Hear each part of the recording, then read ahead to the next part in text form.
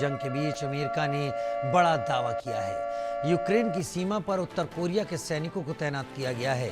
रूस के समर्थन में 8 से 10 हजार उत्तर कोरिया के सैनिक तैनात किए गए हैं। हालांकि रूस ने इन सैनिकों की तैनाती से इनकार किया है, लेकिन अमेरिका ने यह दावा किया है कि उत्तर कोरिया रूस की तरफ से यूक्रेन की सीमा पर लड़ाई में दखल देना शुरू कर चुका है। अजय जांड्याल मेरे साथ इस वक्त ज़्यादा जानकारी के साथ जुड़ गए हैं।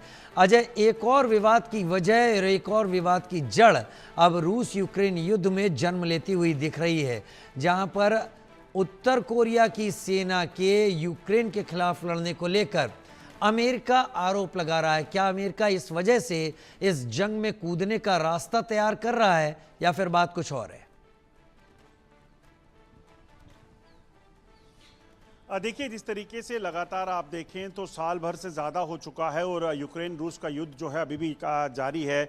अब खासतौर पे अगर जिस तरीके से उत्तर कोरिया की सेनाओं को लेकर यूएस बना रहा है, अमेरिका का ये कहना कि वो सेनाएं जो है यूक्रेन के खिलाफ लड़ रही हैं, तो यकीनन अगर आप देखें तो नेटो फोर्सेस पहले लगातार यूक्रेन को सपोर्ट कर रही हैं। हालांकि डायरेक्ट सपोर्ट नहीं है, मगर लगातार उसके पक्ष में जो है वो बोलते हुए अमेरिका दिखा है। और अब अगर इस मसले को लेकर और इसे बुनाने की कोशिश की जाती है तो यकीनन इसका असर जो है इस युद्ध में पड़ सकता है, क्योंकि अगर डायरेक्ट नाटो फोर्सेस जो हैं वो शामिल हो जाती हैं, यूएस अगर डायरेक्ट यूक्रेन की तरफ से लड़ना शुरू करता है तो ये युद्ध जो है किसी और तरफ जो है वो रुख ले सकता है। वर्ल्ड वार का जो लगातार खतरा मंडरा रहा है तो उसकी ओर कहीं ना कहीं एक कदम बढ़ सकता है। तो ऐसे में देखना होगा मगर क्या यूएस जो है इस मामले को लेकर सिर्फ विरोध करता है कोरिया का, या फिर खुद इसमें शामिल होने की बात करता है। अगर डायरेक्ट होता है तो यकीनन युद्ध का रुख जो है वो बदल सकता है। हालांकि रूस पहले ही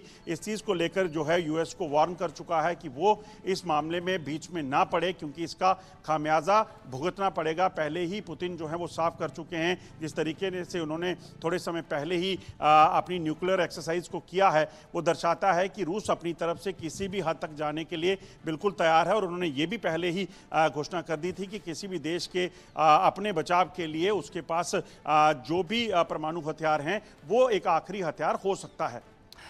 उत्तर कोरिया के साथ अमेरिका के संबंध अजय पहले से ही अच्छे नहीं रहे हैं और लगातार प्रतिबंधों के दायरे में अमेरिका ने उत्तर कोरिया को रखा हुआ है।